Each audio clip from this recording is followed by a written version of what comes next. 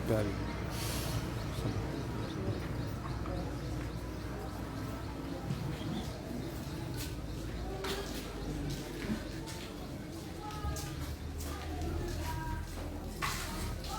Alléluia. Amen. Alléluia. Amen. Voilà, chers bien-aimés, je vous salue dans le beau et précieux nom de notre Seigneur Jésus-Christ. Amen.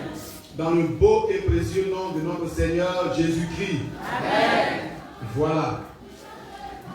Je voudrais dire à Mme Bénier que je ne l'ai pas oublié. Voilà, que à la fin, tu as rendre ton témoignage.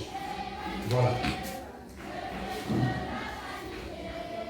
Nous sommes depuis le dimanche dernier en train de parler de l'adoration. L'adoration. Et chacun de nous a retenu quelque chose en ce qui concerne l'adoration.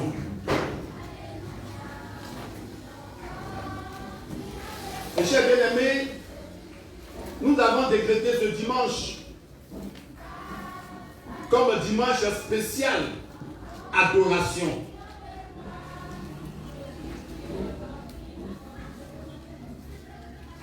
Adorer Dieu, c'est exalter sa personne, ses attributs et ses perfections. C'est dire ce que Dieu est dans un débordement de pensée et d'émotion.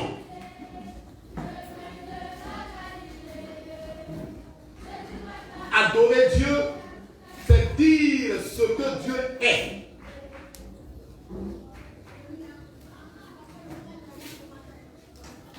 Ça, c'est quelques mots pour nous rappeler ce que nous avons dit le dimanche dernier. Donc ça c'est les généralités. Nous avons vu l'adoration dans les Écritures. Et nous avons dimanche dernier terminé par les qualités d'une vraie adoration.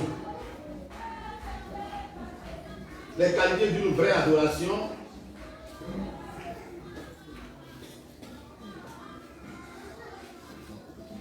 Et nous avons dit que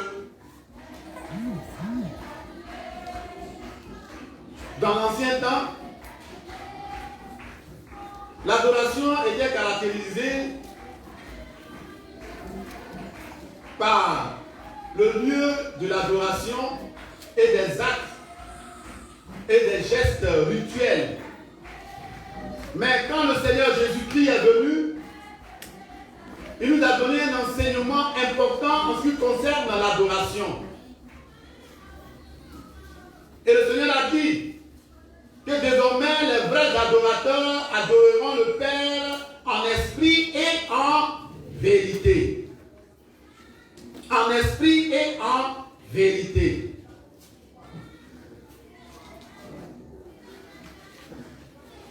Donc, la vraie adoration est faite en esprit et en vérité. Ça veut dire que l'Esprit de Dieu qui a pour mission de glorifier Jésus va lui jouer son rôle. C'est-à-dire c'est lui qui inspire et conduit la véritable adoration. Et cette adoration conduite par le Saint-Esprit qui est esprit de vérité doit être conforme à la parole de Dieu qui est la vérité et cette adoration doit élever Jésus qui lui aussi est la vérité. Le vrai adorateur, on a vu les qualités du vrai adorateur. Il doit être né de l'Esprit. Il doit être rempli du Saint-Esprit. Il doit avoir une vie de pureté, de sainteté. avoir une vie d'amour, d'humilité et d'obéissance, avoir une foi vivante et une vie d'obéissance comme celle d'Abraham, et j'en passe. Oh, chers bien-aimés, aujourd'hui, nous allons continuer. Nous allons continuer et nous allons commencer par parler du but, le but de l'adoration. Le but de l'adoration.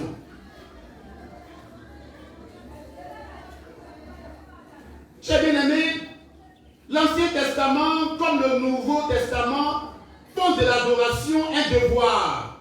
Il est dit, tu adoreras le Seigneur ton Dieu et tu le serviras lui seul. Matthieu 4, 10. Ou encore, vous craindrez l'Éternel. C'est devant lui que vous vous prosternerez et c'est à lui que vous offrirez des sacrifices. 2 Rois 17, le verset 36. Donc c'est un devoir qui incombe à tous les hommes. Romains 14, le verset 11. 1 Corinthiens 14, le verset 25. Seul Dieu y a le droit. Donc c'est seul Dieu qui doit être adoré. Adorer Dieu, c'est le but de l'existence de tout être humain. L'homme a été créé pour glorifier Dieu et le réjouir. Dieu appelle les hommes ses fils et ses filles qu'il a créés pour sa gloire. Ésaïe 43, le verset 7. Paul utilise un langage similaire dans Éphésiens 1,12 quand il dit de ceux qui ont espéré en Christ à célébrer sa gloire. Mais aussi, le but de l'adoration, c'est répondre à Dieu. C'est une réponse à Dieu. Premièrement, pour son amour. Exode 4, 31 dit, et le peuple crut. Il apprit que l'Éternel avait visité les enfants d'Israël et qu'il avait vu leur souffrance et ils s'inclinèrent et se prosternèrent. Psaume 95, verset 6.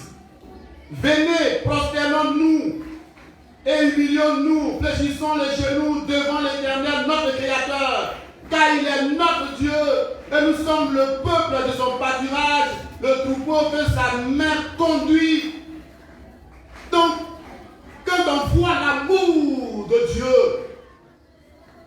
pour nous, on doit pouvoir l'adorer. L'autre but,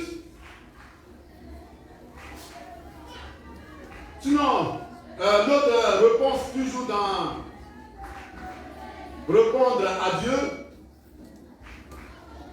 Donc, l'adoration est une réponse à Dieu pour sa puissance. Exode 33, verset 10, tout le peuple voyait la colonne de nuée s'arrêter à l'entrée de la tente. Alors, les enfants d'Israël se prosternèrent. Quand ils ont vu la puissance de Dieu, ils se sont prosternés pour sa grandeur. Apocalypse 15, verset 3, 4. Tes œuvres sont grandes et admirables. Seigneur Dieu Tout-Puissant, et toutes les nations viendront et se prosterneront devant toi. Pour sa sainteté. Ésaïe 6, verset 1 à 3. Il est dit que les anges, dans la vision que David et que Ésaïe a lue, il est dit ceci. Nous allons le lire, Ésaïe chapitre 6.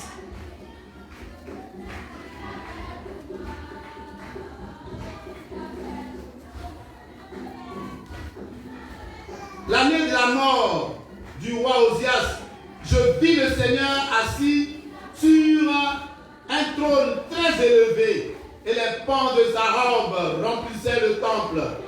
Des séraphins se tenaient au-dessus de lui. Ils avaient chacun 6 ailes.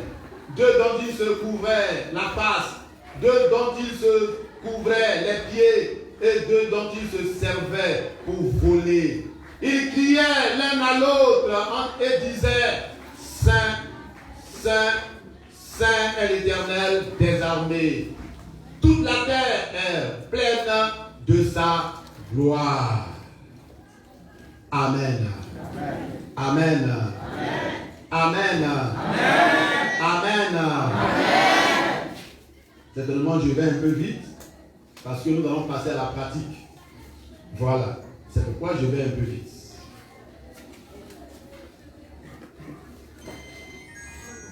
Avant de continuer et de voir les autres éléments, permettez-moi que nous puissions voir rapidement quelques obstacles à l'adoration. Chers bien-aimés, puisque l'adoration s'exprime aussi par des gestes, agenouillement, ôter les sandales ou embrasser, le risque de privilégier la forme au fond existe. D'où quelques exemples et quelques obstacles que voici. Le formalisme. La vraie adoration est l'expression d'un cœur pieux envers Dieu. Malheureusement, il arrive que l'accent soit mis sur l'aspect cérémonial, extérieur, au détriment du spirituel.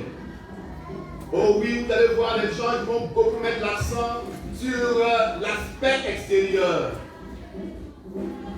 Voilà, l'aspect extérieur. Je ne vais pas contre qui que ce soit, mais vous allez trouver des gens qui vont dire il ne faut pas porter des chaussures. Ils mettent l'accent sur l'aspect extérieur.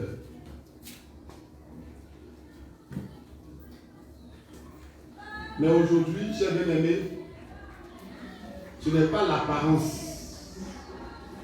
Parce que les vrais adorateurs adorent Dieu en esprit et en esprit et en vérité. Donc le Saint-Esprit doit être le vrai conducteur d'une adoration. Mais en même temps, le vrai adorateur doit être dans la vérité. Tu ne peux pas courir les femmes partout et dire que tu es un vrai adorateur. Tu ne peux pas adorer et ne pas voler, mentir et dire que tu es un vrai adorateur. Parce que peut-être tu ne portes pas de chaussures, parce que ou bien tu as porté un habit, ou bien bon, tu te mets à genoux, ou bien quoi. Non. Le premier élément que le Seigneur cherche, c'est ton cœur. Est-ce que tu peux dire à ton frère que c'est ton cœur que le Seigneur cherche? Dis à ton voisin que c'est ton cœur que le Seigneur cherche.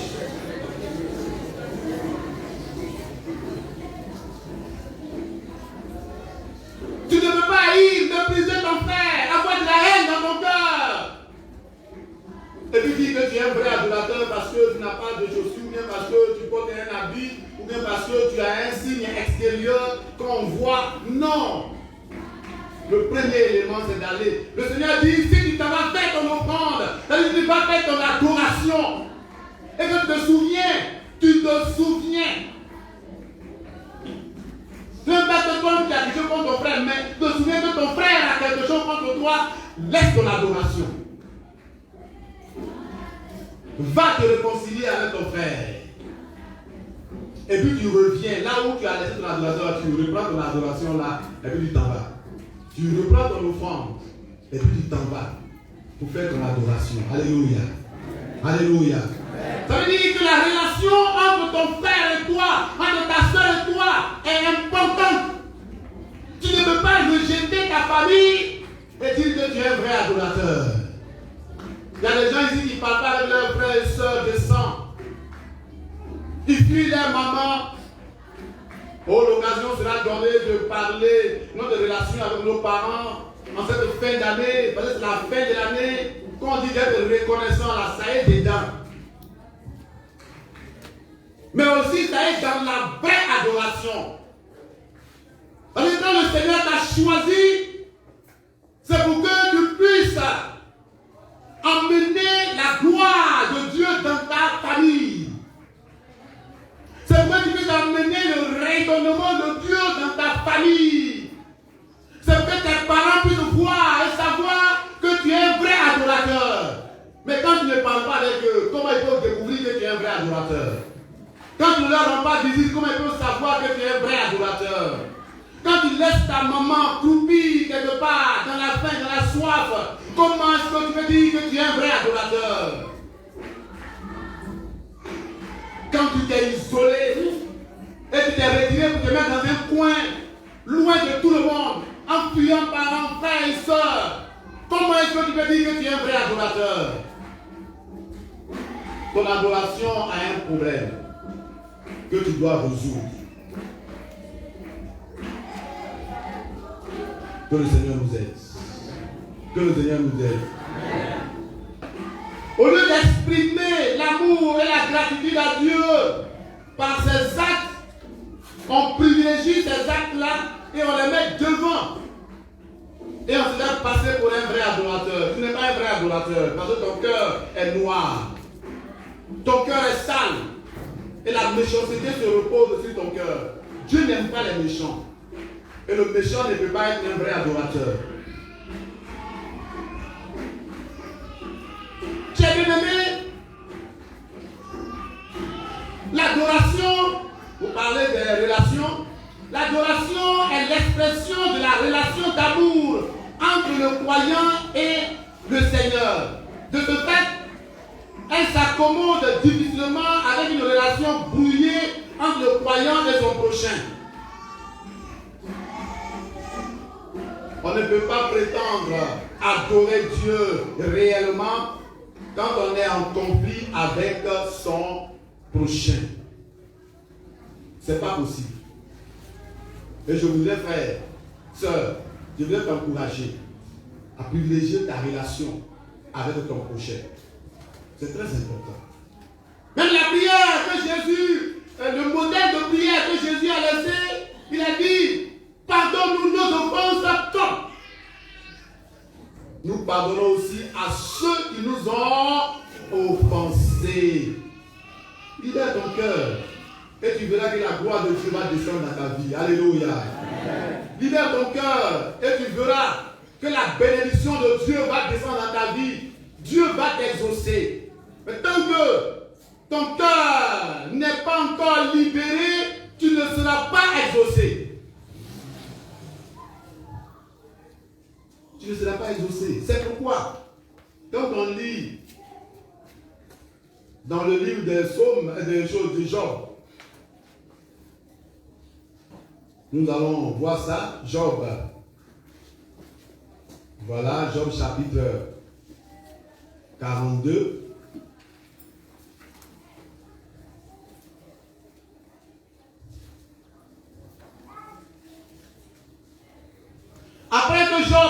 Après que l'Éternel, eut adressé ses paroles à Job, il dit à Eliphaz de Théman, ma colère est enflammée contre toi et contre tes deux amis, parce que vous n'avez pas parlé de moi avec droiture comme l'a fait mon serviteur Job. Prenez maintenant 7 taureaux et 7 béliers, allez auprès de mon serviteur Job et offrez pour vous un holocauste. Job, mon serviteur, priera pour vous, et c'est par égard pour lui seul que je ne vous traiterai pas selon votre folie. Car vous n'avez pas parlé de moi avec droiture comme l'a fait mon serviteur Job. Mais quand vous lisez ce texte, vous voyez qu'il y avait un problème. Il y avait un problème. Quand Job traversait toutes ces difficultés, il était dans les problèmes, ses amis sont venus. Mais en voulant le consoler, ils ont encore augmenté sa souffrance. Ils ont dit des paroles horribles dans lesquelles Job ne se trouvait et puis finalement il était troublé. Mais il fallait, avant même que Dieu le puisse bénir Job et fallait une réconciliation. Et une réconciliation vraie. Une réconciliation importante. Voyez ce que le Seigneur dit ici. L'Éternel rétablit Job dans son premier état quand Job eut prié pour ses amis. Et l'Éternel lui accorda le double de tout ce qu'il avait possédé. Quand Job eut prié, c'est-à-dire qu'ils sont venus pour la réconciliation. Et quand Job a accepté, et quand Job a prié pour eux, c'est là maintenant la bénédiction est descendue sur Job. Alors que Job n'était pas en faute. Mais il fallait que ce problème soit réglé. Pour ne pas qu'il y ait un problème entre Job et ses amis. Même s'ils ont mal fait, même s'ils ont décodé, il fallait une réconciliation avant que la bénédiction ne puisse descendre. C'était là la vraie adoration. Alléluia. La réconciliation. Va te réconcilier. Réconcilie-toi avec ton frère, avec ta soeur. Non, ne rentre pas dans les autres détails. Parce que ici, il n'est pas question de détails. Ici, il n'est pas question de détails. Mais il est question d'unité. Il est question de se mettre ensemble. Il est question de libérer nos cœurs. Il est question de laisser désormais le Saint-Esprit. Parce que tu vas être un vrai adorateur. Donc, la seule chose qui va être dans ton cœur s'appelle Saint-Esprit. Alléluia. Amen. Ce n'est pas la haine qui va être dans ton cœur. Ce ne sont pas les troubles qui vont être dans ton cœur. Ce n'est pas la rancœur qui va être dans ton cœur. Ce n'est pas l'obscurité qui va être dans ton cœur. Mais la seule chose qui doit être dans ton cœur s'appelle le Saint-Esprit. Et c'est là seulement que tu deviendras un vrai adorateur. Alléluia. C'est d'accord avec moi, il faut dire Amen. C'est d'accord avec moi, il faut dire Amen. Encore Amen. Oui, Dieu cherche de vrais adorateurs. Des gens qui ont des cœurs purs. Des gens qui ont des cœurs libérés. Des gens qui ont des cœurs blancs. Dans lesquels le Saint-Esprit va s'asseoir. Et quand le Saint-Esprit s'assoit dans le cœur maintenant, le Saint-Esprit lui-même va utiliser ce cœur-là. Ce que tu as vécu là, ce n'est pas facile. Ce qu'on t'a fait là, ce n'est pas facile. Humainement parlant, ce n'est pas pardonnable. C'est-à-dire, avec toi-même ton homme là, ce n'est pas pardonnable. Tous ceux à qui tu vas expliquer vont dire que la personne a mal fait. Ou bien les personnes ont mal fait. Donc on ne doit pas pardonner. Ça là, il ne faut pas laisser. Il faut faire, il faut agir. Mais tu agis là, tu agis comment? La vengeance ne t'appartient pas. La vengeance appartient à Dieu. Et parce que la vengeance appartient à Dieu, toi, tu dois te mettre en conformité avec la parole de Dieu. Tu dois te mettre dans les normes avec Dieu, afin que Dieu, lui, à qui la vengeance appartient, puisse maintenant voir ton cœur libéré, blanc, dans lequel le Saint-Esprit réside. Et le Saint-Esprit réside dans ton cœur. Tu vas dire à Dieu, Dieu, tu vois, celui-là, son cœur est blanc, parce que maintenant je suis assis dedans. Et comme je suis assis dedans maintenant, fais pour qu'il puisse voir ta gloire. Et le Seigneur va agir et tu verras sa gloire. Alléluia. Alléluia. Alléluia. C'est ça, chers bien-aimés. Libérons nos cœurs afin de permettre au Saint-Esprit de s'asseoir dans nos cœurs. Amen. Amen. Amen. Amen. Amen. Comment adorer Dieu? Comment adorer? Comment adorer? Oh oui, chers amis, l'adoration, premièrement, s'exprime dans la prière. Dans la prière. Et quand on lit la parole de Dieu, il y a plusieurs exemples. Voilà, plusieurs exemples. Nous avons 1 Chronique 20, versets 10 et 11. Voilà, 1 Chronique 20, si vous voulez, on va le chercher. Celui qui le trouve, le lit rapidement. Voilà.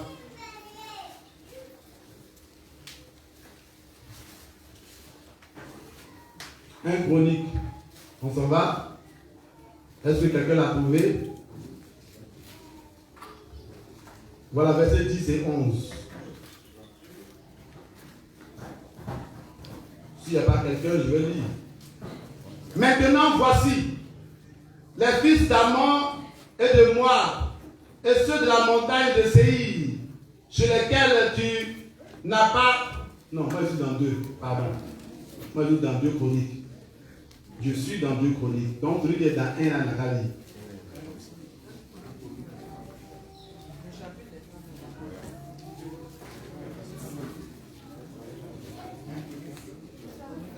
C'est vrai. Bon, tout ça saisissant. Ils sont tombés. Donc on va aller dans 2 pour voir.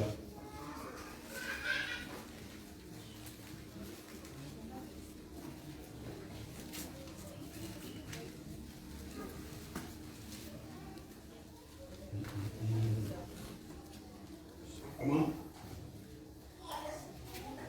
On va voir ce que j'étais en train de dire.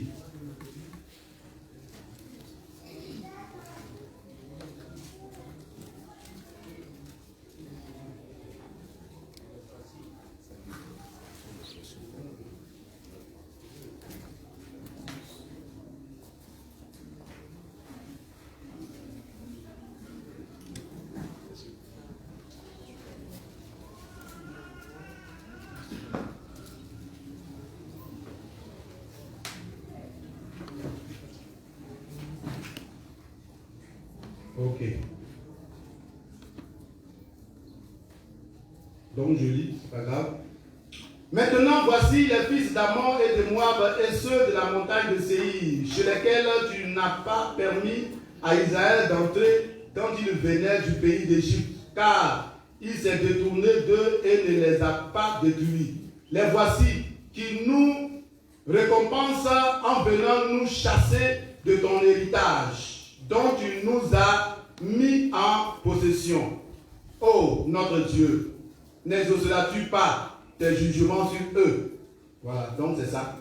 Car nous sommes sans force devant cette multitude nombreuse qui s'avance contre nous. Et nous ne savons que faire, mais nos yeux sont sur toi. Voilà. Donc, ici, comme j'ai dit, ça s'exprime par la prière. Voilà, ils étaient sans force. Les ennemis étaient nombreux. Les ennemis étaient très nombreux. Donc, dans une attitude d'adoration, ils se sont mis devant le Seigneur pour prier le Seigneur, pour lui présenter leur cause, pour lui présenter leur situation. Amen.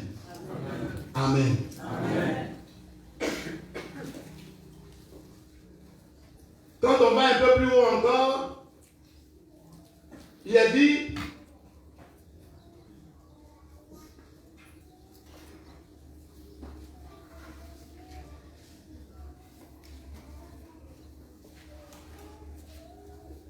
Josaphat se présenta au milieu de l'assemblée de Juda et de Jérusalem dans la maison de l'Éternel devant le nouveau parvis et il dit: Éternel Dieu de nos pères, n'es-tu pas Dieu des cieux et n'est-ce pas toi qui domines sur tous les royaumes des nations? N'est-ce pas toi qui as en main la force et la puissance et à qui nul ne peut résister? N'est-ce pas toi, ô Dieu, qui a chassé les habitants de ce pays devant ton peuple d'Israël et qui l'a donné pour toujours à la postérité d'Abraham qui t'aimait? Il est allé dans le temple et devant le nouveau parvis, il a commencé à prier. Ça, c'est Josaphat. Il a commencé à prier. Il s'est prosterné. C'est comme si quelqu'un qui avait un problème, la personne vient dans le temple et la personne vient devant ici. Voilà, devant la chair. La personne se met à genoux. Ou bien la personne se couche devant la chair et elle commence à prier, à s'adresser au Seigneur. Nous continuons.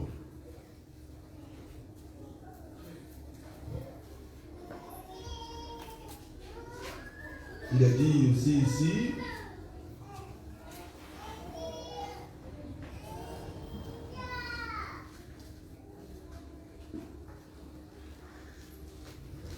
parce que maintenant, il faut que je vérifie les textes avant de les dire. Voilà. Bon, en saisissant, il y a quand même fait beaucoup, quelques erreurs.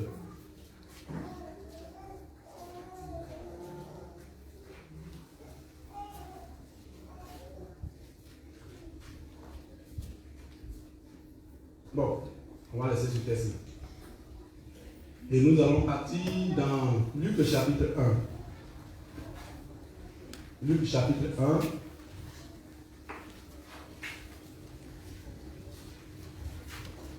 Voilà, Luc chapitre 1.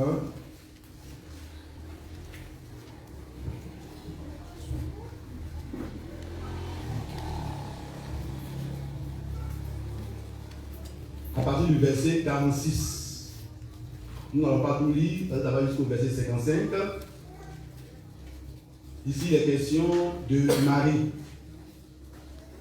Et Marie dit, mon âme exalte le Seigneur, et mon esprit se réjouit en Dieu mon Sauveur, parce qu'il a jeté les yeux sur la bassesse de sa servante. Car voici désormais, toutes les nations me diront bienheureuse. Voilà. Et ça continue. Voilà jusqu'au verset 55. Vous pourrez le lire. Ici, Marie a exprimé son adoration par la prière. L'adoration se caractérise par une confiance respectueuse de Dieu. Une confiance respectueuse de Dieu. L'adoration s'exprime par l'admiration devant l'excellence de Dieu. C'est-à-dire tellement que il regarde, tellement qu'il est frappé, il n'a même plus de parole. Il n'a même plus de parole. Il regarde et puis il est frappé d'admiration. Il regarde la beauté de Dieu. Il regarde la grandeur de Dieu. Et les mots manquent même. Mais c'est ce fait en esprit. C'est-à-dire qu'il est dans un contact direct et profond avec Dieu. Un contact direct et profond. Et il admire Dieu. Oh oui, il y a des gens qui sont là, ils lèvent les yeux vers le ciel et ils regardent. Ils regardent. Oh oui. Et ils sont frappés d'admiration. Pour d'autres, les larmes coulent. Pour d'autres, même, ils sont remplis même du Saint-Esprit parce qu'ils sont désormais dans un cœur à cœur avec Dieu. Et ils admirent. L'adoration se caractérise par la fascination, être capturé, charmé, enthousiasmé, rempli d'une excitation morale par Dieu lui-même. Vous allez voir les gens,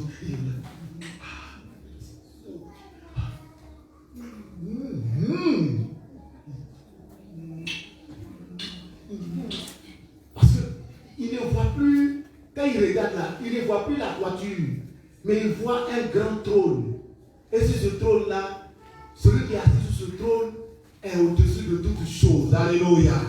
Et c'est ça qu'Esaïe a vu. Esaïe a vu. Il était dans le temple. Mais il a vu que dans sa vision, ça n'existait plus. Et il a vu un grand trône. Et celui qui était assis sur ce trône, il a dit que ses vêtements remplissaient.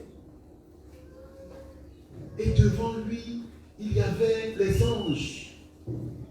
Et les anges ne pouvaient pas le regarder en face. C'est ça, c'est cette splendeur qui a mené Esaïe à crier pour dire je suis foutu. Je suis mort. Comme on le dirait chez nous ici. Je suis mort. Parce que je suis un pécheur et j'ai vu. Et je vis parmi un peuple pécheur aussi. Et mes yeux ont vu le roi.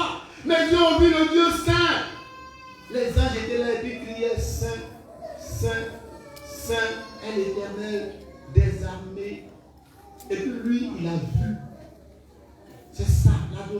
nous amène à voir Dieu dans sa grandeur. Alléluia. Amen. Alléluia. Amen. Alléluia. Amen. L'adoration s'exprime, sinon se caractérise par notre amour pour Dieu. Aimer Dieu de toute notre force qui est en nous, avec crainte et émerveillement. Aimer Dieu avec toute notre force. Aimer Dieu avec toute notre force. Oh oui, j'ai bien aimé. Cela est très, très, très important. Mais l'adoration aussi s'exprime par des gestes. Par des gestes. S'agenouiller. Tellement qu'on s'est dit, moi, je ne suis rien. Je ne suis rien. Donc s'agenouiller devant Dieu, c'est-à-dire tellement qu'on voit Dieu grand qu'on ne nous oblige même pas. Mais nous-mêmes, on s'agenouille. On se met à genoux. On se met à genoux. Et vous allez voir des gens, tellement qu'ils sont fascinés, ils sont pris par le Saint-Esprit, ils vont enlever leurs chaussures. Ôter les sandales, aussi les chaussures. Pendant ce moment-là, je ne suis pas en train de dire qu'on doit enlever les chaussures pour se promener avec, marcher sans chaussures, ou bien quand on doit entrer dans le temple, on doit enlever les chaussures pour entrer. Ce n'est pas de cela que je suis en train de parler. C'est-à-dire pendant ton cœur à cœur avec le Seigneur, pendant ton moment d'adoration, tu es tellement fasciné, tellement pris, tellement de choses que moi, comme tu ne sais même pas, tu enlèves tes chaussures parce que tu es dans une présence intense. Amen. Amen. Amen. Vous allez voir des gens, et comme chez nous, on le dit, qui vont faire tout. Puis notre regard, il voit depuis. C'est comme s'il avait pris le Seigneur, il avait serré comme ça contre lui-même. Oh oui, parce qu'il est dans un cœur à cœur avec le Seigneur. Vous allez voir les gens, dans leur geste, ils vont se coucher à terre. Ils vont se coucher à terre. Le visage contre terre. Et puis, allez, ils sont là, dans une intimité avec le Seigneur. Donc, pendant qu'ils sont couchés, même ils vont. C'est-à-dire que tu ne les entends même plus même. Mais ils sont dans l'esprit même avec le Seigneur. Oui, donc, par des gestes, l'agenouillement, ôter les sandales, embrasser, se prosterner, se coucher à terre, mettre le visage contre terre, toutes ces choses sont des gestes par lesquels nous pouvons exprimer notre adoration. Mais l'adoration aussi s'exprime par des offrandes, des actions de grâce, des offrandes. L'adoration est une offrande de soi à Dieu. C'est-à-dire que dans l'adoration, là, l'élément important, c'est l'offrande. C'est-à-dire que je m'offre à Dieu. Parce que quand tu te couches à terre, quand tu enlèves tes chaussures, quand tu te mets à genoux, et toutes ces choses-là, c'est pour dire que je ne m'appartiens plus. Mon moi a disparu. Je ne suis plus orgueilleux. Parce que devant moi, il y a quelqu'un qui est plus grand que moi. Il y a quelqu'un qui est plus puissant que moi. Il y a quelqu'un qui est saint. Donc, je ne peux pas me comparer à lui. Devant lui, je ne suis rien. Donc, devant lui, moi, je peux traîner à terre. Devant lui, je peux me coucher à terre. Devant lui, je me mets à genoux. Devant lui, je suis là. C'est comme si tu lui remettais ta vie. Et celui qui ne réussit pas à remettre sa vie entre les mains du Seigneur ne sera jamais un vrai adorateur. Non. La première offrande, c'est remettre sa vie entre les mains du Seigneur. pour dire tu es le tout-puissant. Moi, je ne suis rien, je suis tout petit. Je n'existe même pas même. Je suis la poussière. Donc, je t'offre ma vie. Je t'offre ma vie. Toute l'adoration, c'est une offrande. Et quand vous lisez, chers bien-aimés, la Bible, vous verrez que toutes les personnes donnaient leur vie à Dieu. Quand il prend un animal et qu'il le donne, il sacrifie cet animal, quand il fait son holocauste, c'est sa vie, c'est lui, c'est lui. Mais aujourd'hui, on n'a plus besoin de faire des sacrifices. Non, on n'a plus besoin de faire ces sacrifices-là, parce que Jésus s'est offert lui-même tout entier pour nous. Alléluia.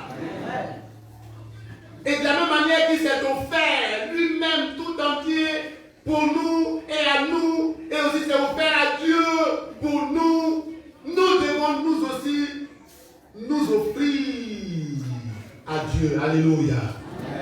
Oui, Jésus nous a montré le chemin. Pour être agréable à Dieu, pour que ton adoration soit une vraie adoration, tu dois t'offrir à Dieu. Tu dois te donner à Dieu, sans réserve. Te donner à Dieu. Et quand tu te donnes à Dieu, désormais ta vie appartient à Dieu, donc c'est Dieu qui décide désormais de ta vie. Alléluia. Amen. Vous savez, chers bien-aimés, adoration et offrande vont de pair. C'est confondu l'un dans l'autre. C'est confondu l'un dans l'autre. On ne peut pas parler d'adoration et puis exclure l'offrande. Parce qu'adorer, c'est offrir. Adorer, c'est offrir. Adorer, c'est faire offrande. Mais la première offrande, je insiste, c'est l'offrande de ta vie. Et la deuxième offrande, c'est ce que tu donnes.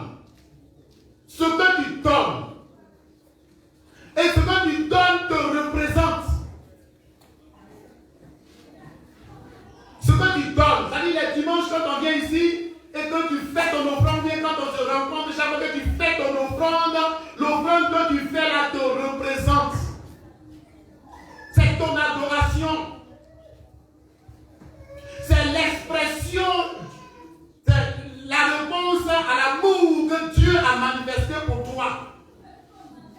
Donc en retour, tu dis à Dieu, moi je t'aime. Et Seigneur, je t'offre ceci. Je t'offre cela. Signe de mon amour et de ma reconnaissance. Signe de mon appartenance. Seigneur, tiens. Parce que tu mérites ça. C'est ça, cher bien-aimé. C'est ça. C'est pourquoi on ne s'amuse pas avec les moments d'offrande. D'autres pensent que ce sont des moments d'amusement. Et c'est quand ce temps arrive qu'on cherche maintenant. Excuse-moi, tu n'as pas un peu de monnaie là? Je dis non, bon. C'est comment? Non, moi j'ai 500 francs, donc je voulais faire la monnaie, s'il te plaît. Tu dis bon, d'accord, bon, moi j'ai. Mais les jetons, mais s'il les donne tout, je ne pourrais plus faire mon offrande. Voilà, donc je dis bon, d'accord, c'est pas grave. Donc après, quand on va sortir, je vais le donner ton argent. Donne-moi 100 francs. Tu n'as même pas préparé ton adoration. Tu n'es même pas préparé. C'est ici, c'est maintenant. Non, l'adoration se prépare. L'adoration se prépare. L'offrande que nous devons faire, ça se prépare. Depuis le début de la semaine, tu sais que dimanche, tu dois aller à l'église. Tu te poses la question, qu'est-ce que je vais offrir à Dieu? Qu'est-ce que je vais donner à Dieu le dimanche quand je serai à l'église? Et quand tu te poses la question, qu'est-ce que je vais donner à Dieu le dimanche quand je serai à l'église pendant le culte d'adoration? En ce moment, tu es obligé de chercher et de mettre de côté pour dire, voici ce que moi je vais offrir à Dieu. Voici ce que moi je vais donner à Dieu. Voici ce que je vais apporter de la maison de Dieu. Ça se prépare. On ne se vient pas à l'église ici maintenant pour chercher la monnaie. Non. C'est une mauvaise façon de faire. C'est une mauvaise façon d'adorer. C'est une façon de mépriser Dieu. De montrer qu'il n'est même pas digne et que tu es obligé parce que tout le monde le fait, tu le fais. Non, frère. Si tu penses que l'offrande que tu fais est une obligation, il ne faut plus faire d'offrande.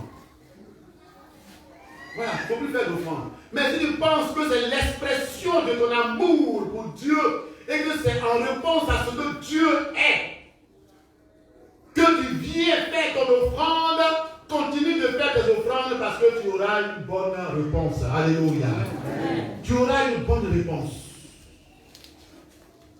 Oh, chers bien-aimés, quand on lit dans la Bible, Genèse chapitre 8, Genèse chapitre 8, voilà.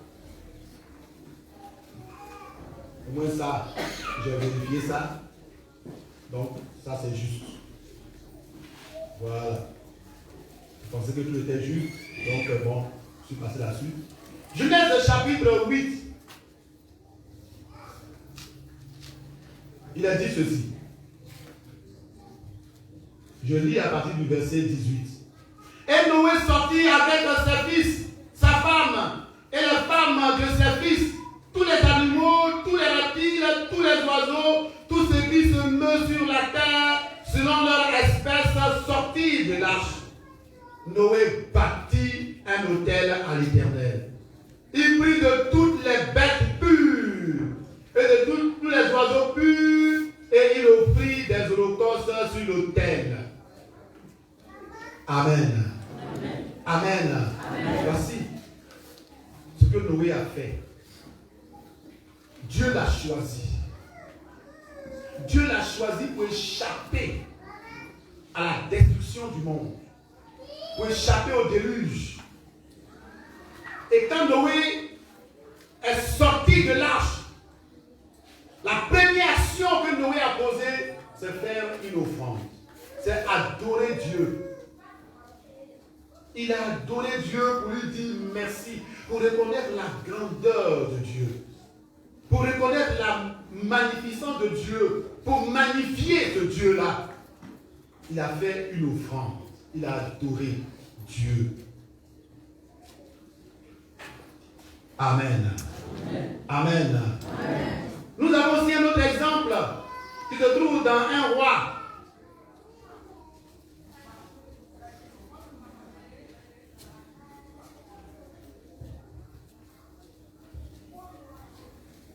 Il a dit ici, je vais commencer, on peut commencer avec le verset 1, 1 roi chapitre 3. Salomon s'allia par mariage avec Pharaon, le roi d'Égypte. Il prit pour femme la fille de Pharaon et il l'amena dans la ville de David, jusqu'à ce qu'il eût achevé de bâtir sa maison, la maison de l'Éternel et le mur d'enceinte de Jérusalem. Le peuple ne sacrifiait que sur les hauts lieux, car jusqu'à cette époque, il n'avait point été bâti de maison au nom de l'Éternel. Salomon aimait l'Éternel et suivait les coutumes de David son père. Seulement, c'était sur les hauts lieux qu'ils offraient des sacrifices et des parfums. Le roi se rendit à Gabaon pour y sacrifier, car c'était le principal des hauts lieux. Salomon offrit 1000 holocaustes sur l'autel à Gabaon. Bon, ça on reviendra là-dessus. Donc Salomon, lui aussi, quand il est devenu roi, il est allé adorer. Il est allé offrir des sacrifices. Et quand vous lisez, vous verrez que chaque fois, Salomon offrait des sacrifices pour adorer Dieu. Il faisait des offrandes pour adorer Dieu. Toi, qui es-tu? Parce que je sache, tu es devenu un prince, un enfant de Dieu. Tu es une princesse, n'est-ce pas? Si tu es une princesse, il faut dire Amen. Amen. Si tu es un prince, il faut dire Amen. Amen. Si tu es un prince, il faut dire Amen. Amen. Si tu es une princesse, il faut dire Amen. Amen. Nous sommes des princes et des princesses, on dit Amen. Amen. Nous sommes des princes et des princesses. Dieu nous a fait cette grâce. En acceptant Jésus-Christ, nous sommes devenus des enfants de Dieu. Noé, il a été épargné. Toi, en acceptant Jésus-Christ, tu es aussi épargné. tu dois pouvoir adorer Dieu. Avec un cœur simple, avec un cœur rempli d'amour, tu dois pouvoir apporter ton adoration chaque jour. L'adoration de ta vie, c'est l'offrande de ta vie et l'offrande aussi de tes biens. Tu dois pouvoir le faire sans regret. C'est ça. Chaque dimanche, chaque jour, tu dois t'apprêter chaque semaine. Tu dois t'apprêter parce que vous savez pourquoi? Le dimanche, il y a quoi? Quand on lit la Bible, on dit le dimanche, c'est quoi? C'est le jour du Seigneur. Le jour du Seigneur. C'est ça, non? Le jour du Seigneur. Donc, le jour du Seigneur, on vient dans la maison de Dieu pour faire quoi? Pour rencontrer le Seigneur. On vient rencontrer le Seigneur. Et maintenant, nous, les rachetés, qui ne méritions pas le ciel, qui étions des perdus, des pécheurs, des rejetés, des sans-valeur, des méprisés. Le Seigneur nous a choisis. Et puis, il nous donne un rendez-vous. Et on vient le rencontrer. Le Seigneur est d'un côté. Et puis, nous sommes de l'autre côté. Et chacun vient. On s'est donné rendez-vous le dimanche à l'église. Et puis, tu viens. Le Seigneur est là. Toi aussi, tu viens. Tu viens dans quelle attitude? Le Seigneur est assis. Il t'a fait tellement de bien. Il t'a montré son amour. Il t'a montré qu'il est un Dieu d'amour. Il t'a montré qu'il est un Dieu puissant. Il t'a montré qu'il est un Dieu saint. Maintenant, il te dit, bon, pour que toi, tu puisses me rencontrer là, on se donne rendez-vous à l'église le dimanche. Et puis toi, tu quittes maintenant ta maison, tu viens. Tu vas comment? Tu vas comment? Mais quand tu viens préparer, tu viens apprêter. C'est-à-dire que tu t'apprêtes pour rencontrer ton Dieu, ton Sauveur, qui t'a donné rendez-vous à l'église. Première chose à faire, frère, si on nous dit, c'est-à-dire que, voyez un peu la chose, on nous dit, bon, le dimanche prochain, dimanche 6, le président de la République, ou bien, je suis allé trop loin, le préfet de région viendra faire le culte ici avec nous.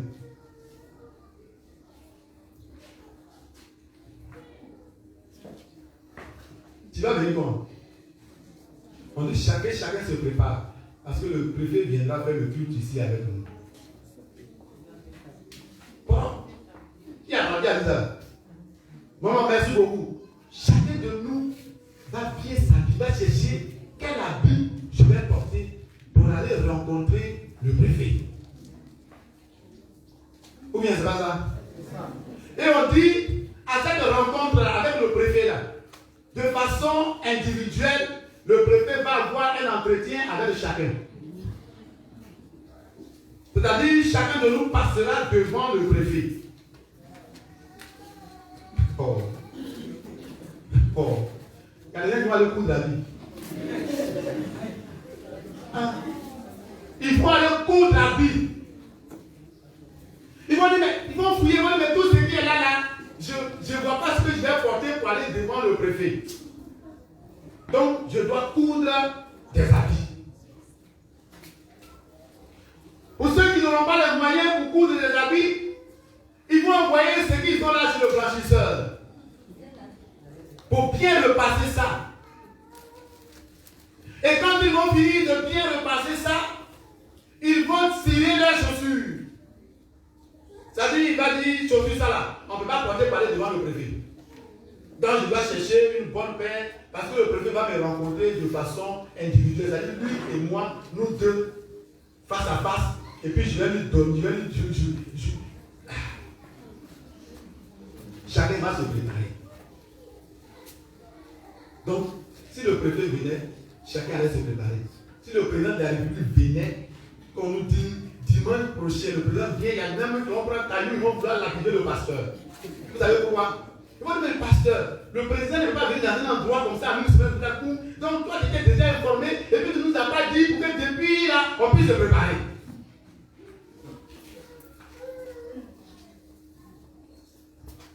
On dit, le président vient.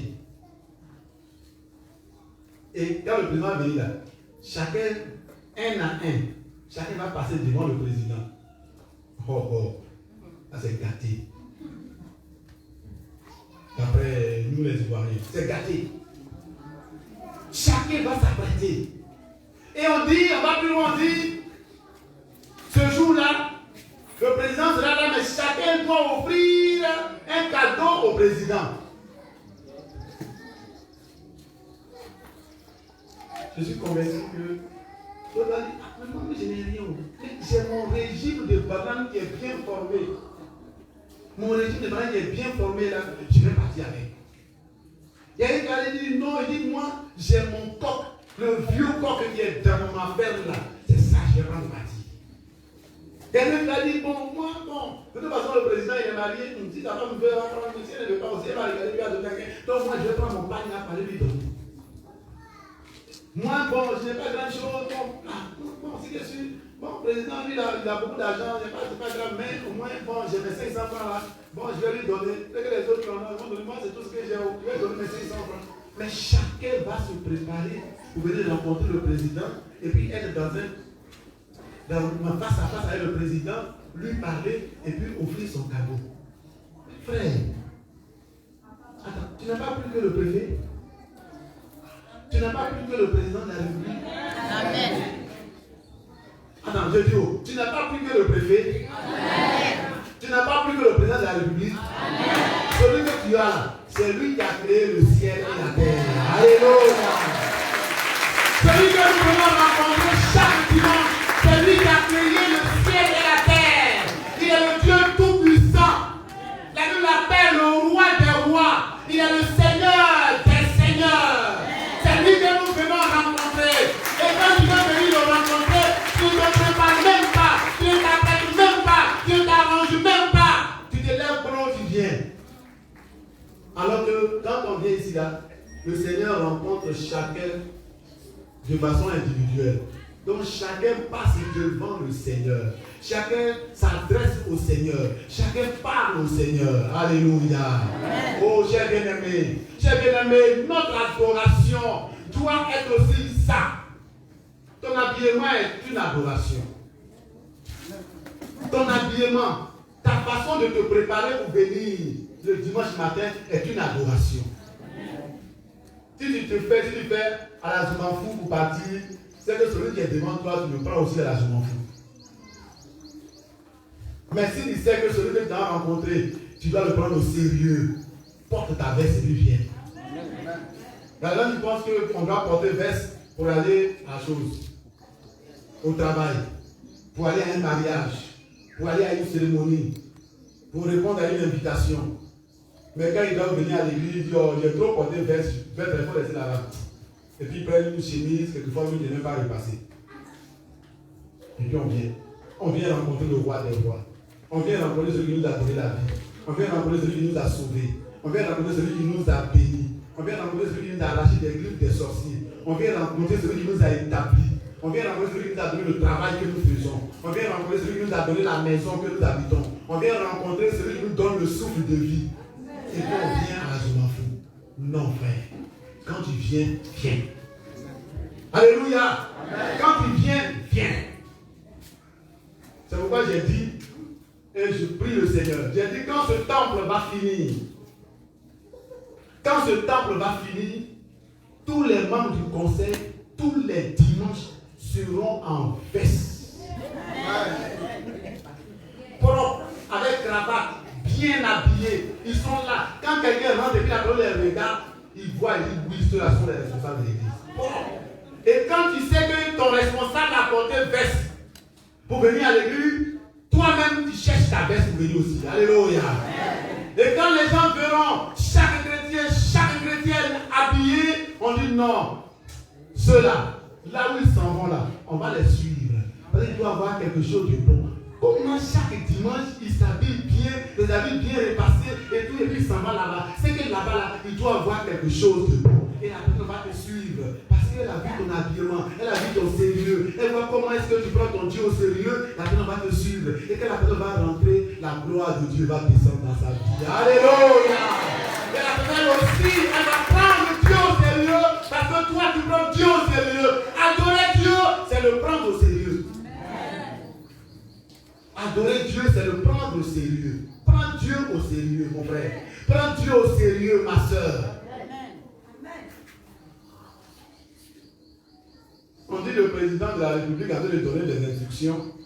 Et puis notre téléphone sonne. Le téléphone sonne. Et puis on dit allô. On décroche d'abord. Allô, oui. Bon, mais allô, on peut t'appeler ou partir. Tout le monde nous regarde. Dieu est là, il te regarde. Prends Dieu au sérieux. C'est ça, ton adoration. Oh, j'ai bien aimé, il y a beaucoup de choses à dire, mais nous allons continuer. Nous allons continuer, nous allons terminer.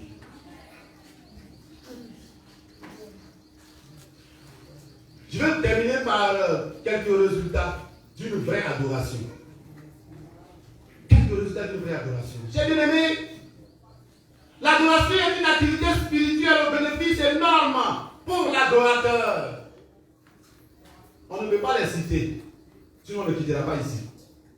Mais sachez que l'adoration fait appel à la faveur de Dieu. Elle fait appel à la faveur de Dieu. Car nous exprimons à Dieu notre amour et notre admiration. Plus la joie en Dieu est grande chez nous et que notre admiration fait que la joie de Dieu aussi grandit là-bas. Et quand la joie de Dieu grandit, nous obtenons la faveur de Dieu. Alléluia. Amen. Alléluia. L'adoration nous met dans une intimité grandissante avec Dieu. Celui qui aime adorer Dieu, son amour, sa relation avec Dieu grandit. Et puis, il n'est plus là pour perdre son temps sur les petites choses. Vous savez, quand on vient ici, et puis on n'a pas une vie d'adoration, on perd son temps sur les petits détails. Sur les petits détails, non, on m'a fait ça, non, on m'a dit ça, non, on m'a choqué, non.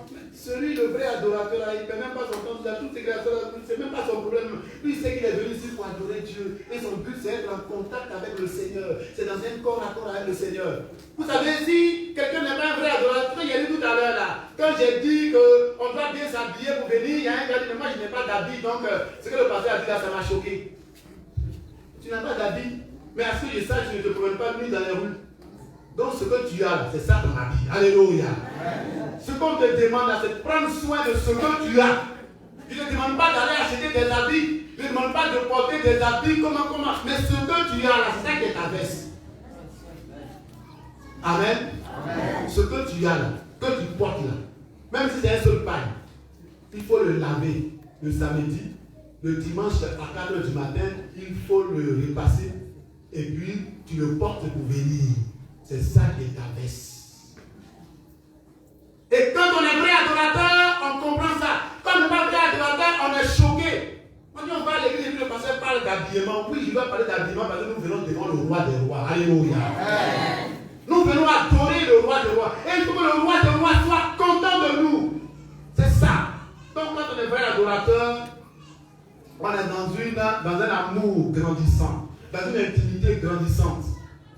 Ça va. On ne perd plus ton temps sur les petites choses. Il y a beaucoup de chrétiens qui perdent leur temps sur beaucoup de choses. On m'a dit ça, on m'a choqué, on m'a parlé mal, on ne m'a pas reçu, je suis parti à l'église, on ne m'a pas regardé, il n'y a pas l'amour. Tu es sûr qu'il n'y a pas l'amour? Mais si toi tu as l'amour, que moi je n'ai pas l'amour, montre-moi ton amour et ton amour va me pousser à avoir l'amour. Mais il dit il n'y a pas l'amour. Et puis quand on finit, tu ne salues même pas quelqu'un, toi tu as l'amour là, tu t'en vas. Et tu donnes le dos au temple et tu t'en vas et puis tu dis à ton camarade, ah non, ici là il n'y a pas l'amour. Tu as salué combien de personnes dans le but est fini? C'est ça. Donc, ça nous met dans une intimité grandissante. L'adoration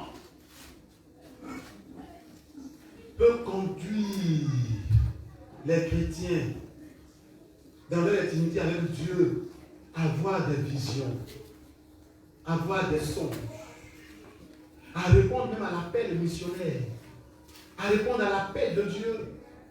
Parce qu'on est en contact avec Dieu, on voit le besoin de Dieu. Et quand on voit le besoin de Dieu, on répond aux besoins de Dieu. Et quand on répond aux besoins de Dieu, Dieu répond à notre besoin. Amen. Amen. Amen. Et c'est ce que Salomon a fait. Les textes que nous avons lus, on ne va pas lever la je vais les commenter. Salomon est parti pour adorer. Et la Bible dit il a offert 1000 holocaustes. Et vous savez ce que c'est que l'holocauste. On prend l'animal, on le met sur le feu, et puis le feu le brûle. Donc il a fait 1000. On l'a égorgé, ils l'ont fait. Et la nuit, voilà. Ce qu'il a dit sur l'holocauste, il a dit comme ça, rapidement, qu'on puisse continuer. Donc la nuit, il était en train de dormir, et Dieu va venir. Dieu va venir vers lui. Et Dieu va lui dire, je suis content de toi. Ton offrande là, ça a touché mon cœur. Si j'étais encore là ici, et qu'on devait parler lors de la langue, Dieu a dit, je suis enjaillé de toi. Donc je suis content de toi. Demande-moi ce que tu veux. Salomon va dire, moi là, je résume, je suis petit, je n'ai pas de sagesse. Tu m'as confié ton peuple. Tout ce que je te demande là, donne-moi la sagesse pour que je puisse conduire ton peuple. C'est-à-dire qu'il a répondu aux besoins de Dieu. Dieu a un peuple qui a besoin de quelqu'un pour le conduire, pour le rassembler, pour le mettre ensemble. Donc Salomon n'a pas vu son propre besoin.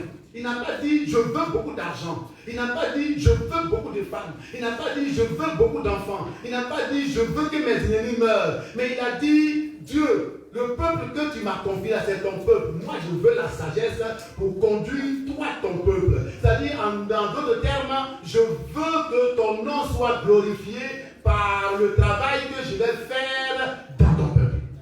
Amen.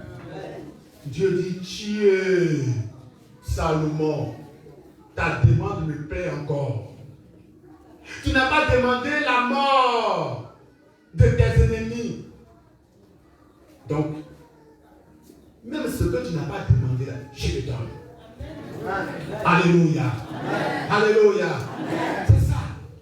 Il a fait une vraie adoration. Et cette adoration a touché le cœur de Dieu. Et quand Dieu est venu vers lui, il a vu le besoin de Dieu. Dieu avait besoin de marquer le monde. Le peuple de Dieu s'est choisi, avait besoin d'un homme pour le conduire. Tu es là. Ton adoration apporte quoi à l'église? Ton adoration apporte quoi au peuple de Dieu? Chers bien-aimés, ne soyons pas là dans l'église sans importance. Non. Ton adoration, ta présence ici doit apporter quelque chose. Ta présence ici doit apporter quelque chose. Dis Amen. Amen. Dis Amen. Amen. Et Salomon a compris la chose. Et il a été béni. Amen. Amen. Et pendant tout son temps où il était pendant tout le temps de son règne, le peuple était unifié, le peuple était ensemble, et tout se faisait ensemble. C'est ça. Répondre aux besoins de Dieu. Dieu a des besoins. Mais Dieu ne va pas descendre du ciel. Et c'est pour répondre à ces besoins qu'il t'a sauvé. Tu rentres dans une intimité avec Dieu et tu répondras à l'appel de Dieu. Il y a des gens que Dieu a appelés, mais ils regardent à eux-mêmes, ils regardent à leur famille, ils regardent à leurs biens, ils regardent à leur travail et ils refusent de répondre à l'appel de Dieu. Tu es sûr que le feu ne brûle pas dans ton cœur? Et c'est à cause de ça même ta vie commence à baisser, ton adoration commence à baisser. Tu commences à devenir charnel. Parce que tu refuses d'être dérangé. Tu te dis chaque fois que tu rentres dans une intimité profonde avec Dieu, Dieu te rappelle qu'il a besoin de toi. Et comme tu vois ça, tu ne pries plus. Il y en a qui disent à moi, quand je vais trop à l'église, là, Dieu me parle trop. Mais tu viens ici pour que Dieu te parle. Et ce que Dieu me dit là, ça me fait peur. Ça me fait peur. Non, vraiment. Il dit, mais quand on a vu les prières, je ferme les yeux là, je vois même Dieu, vois les anges, tout ça, donc j'ouvre les yeux. Mais tu ouvres les yeux pourquoi? Si tu as dit quand je veux te parler. Tu ouvres les yeux pourquoi? Parce que tu refuses. Ce que tu ne veux pas. Et il dit non, comme il dit non. Pourquoi on prie qu'il a les yeux ouverts? Il dit quand je ferme les yeux là, je vois des choses. Mais ferme les yeux pour voir des choses. Rentre dans une intimité, donc tu préfères être distrait. Parce que quand on a les yeux ouverts là, on regarde à gauche, on regarde à droite. Quand un frère dit alléluia, on dit le frère il a sauté. Hein? Tu es distrait. Tu n'es pas dans une adoration profonde. Oh, quand on est dans une adoration profonde, Dieu se révèle à nous. Alléluia. Quand Noé est sorti de l'arche et qu'il a fait son offrande, son adoration, la Bible dit que l'odeur est montée vers Dieu comme un parfum de bonne odeur. Et quand ce parfum est monté, Dieu a dit tiens! Oh non, yeah, no way, no way, no way, no way, no way, no way. No way. Parce que tu viens de faire là. Moi, Dieu, je ne vais plus jamais détruire la terre. La terre, c'est la plus maudite. Dieu a posé à parler. Ton adoration doit pousser Dieu à parler. Ton adoration doit pousser Dieu à faire des déclarations. Il a dit ici, le chapitre 8, avant du verset 21. Voilà, je peux lire même avant du verset 20. Il a dit, Noé bâtit un autel à l'Éternel, Genèse. Il prit de toutes les espèces pures et de tous les oiseaux purs, et il offrit des holocaustes sur l'autel. L'Éternel sentit une odeur agréable, et l'Éternel dit dans son cœur, je ne maudirai plus la terre à cause de l'homme, parce que les pensées du cœur de l'homme sont mauvaises dès sa jeunesse. Et je ne frapperai plus tout ce qui est vivant, comme je l'ai fait, tant que la terre subsistera, les semences et la moisson, le froid et la chaleur, l'été et l'hiver, le jour et la nuit ne cesseront point. L'adoration de Noé a poussé Dieu à prendre un décret et le signer de sa main. Il a signé, waouh, il a mis son cachet, terminé. Chaque jour, le matin arrive, le soir, la nuit, les saisons arrivent, saison de pluie, saison sèche, ceci, cela, ça se succède. Et nous vivons sur la terre jusqu'à ce que le jour que le Seigneur a prévu arrive. Frère, sœur, comprends ces choses et permets à Dieu de faire monter vers le ciel ce parfum de bonne odeur. Ce parfum de bonne odeur. Ce parfum de bonne odeur. L'odeur doit monter. Et pour musical. Chers bien-aimés, nous allons nous tenir debout. Nous allons nous tenir debout.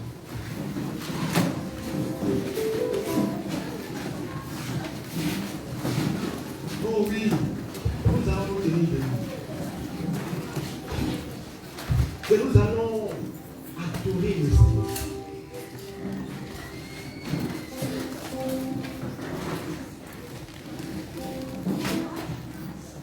Comment te dire ce que je ressens? Et bien fait sont trop grands. Du fond de mon âme coule des larmes.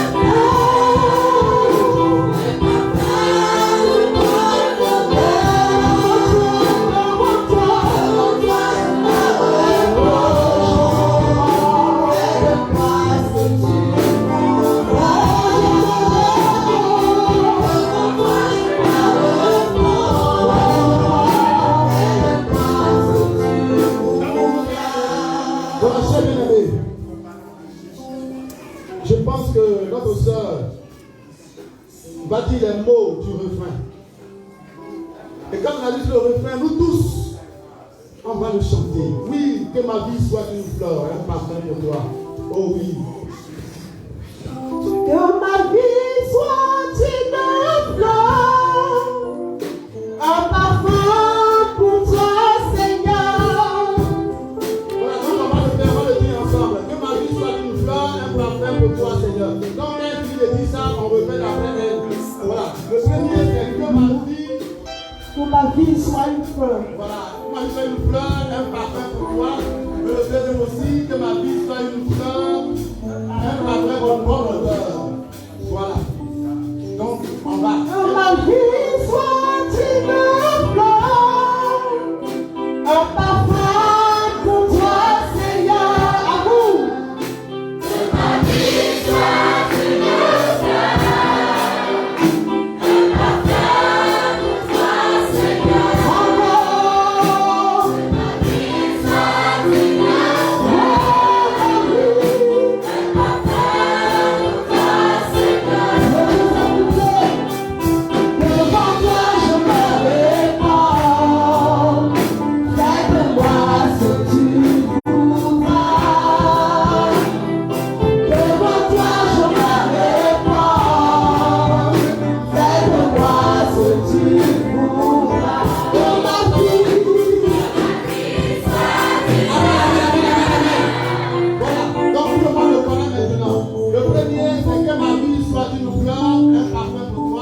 Que ma vie soit une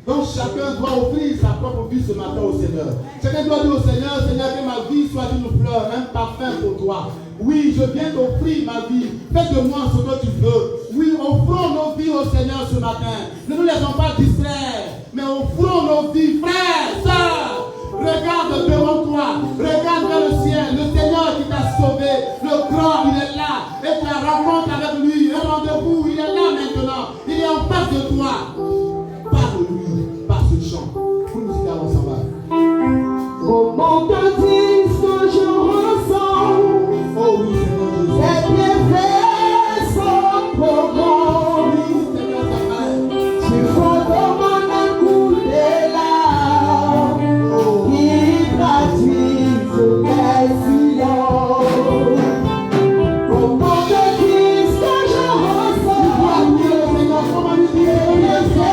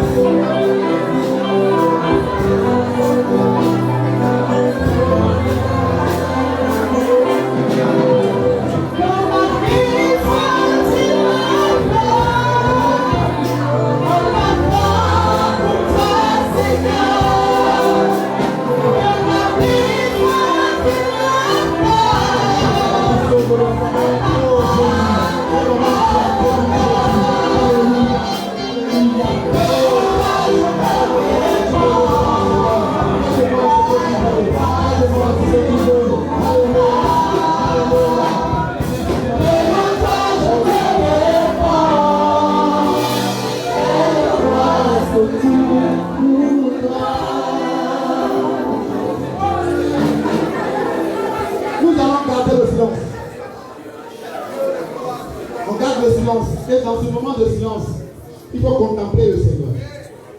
Il faut contempler le Seigneur. Il faut contempler le Seigneur. Contemple le Seigneur. Admire le Seigneur. Vois un peu ce que ton Dieu est. Vois un peu ce que ton Dieu a fait pour toi. Vois un peu la grandeur de ton Dieu. Vois un peu la sainteté de ton Dieu. Vois un peu l'immensité de ton Dieu. Dans un silence. Oui, regarde un peu. Laisse ton cœur contempler. Laisse ton cœur contempler. Laisse ton cœur contempler la gloire de Dieu.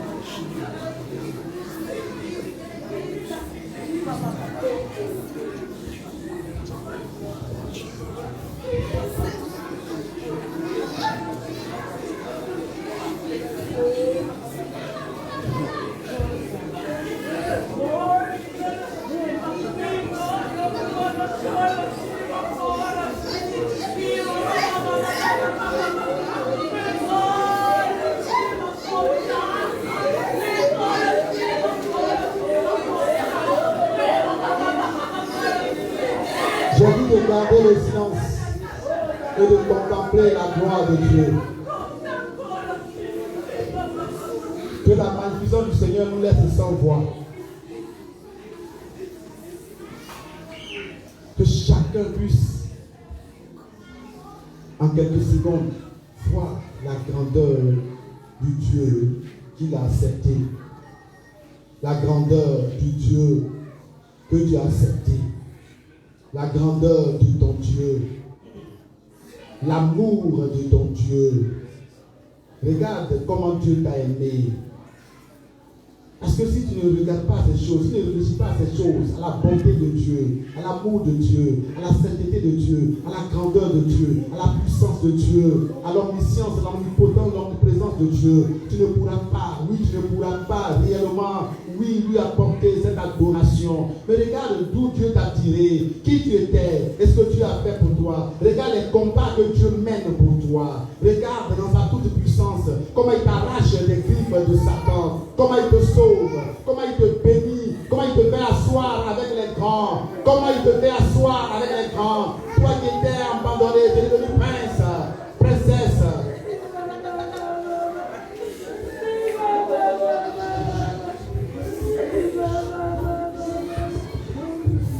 Ton nom est Jéhovah, ton nom est Elohim. Oh Jésus. Au son de ta voix,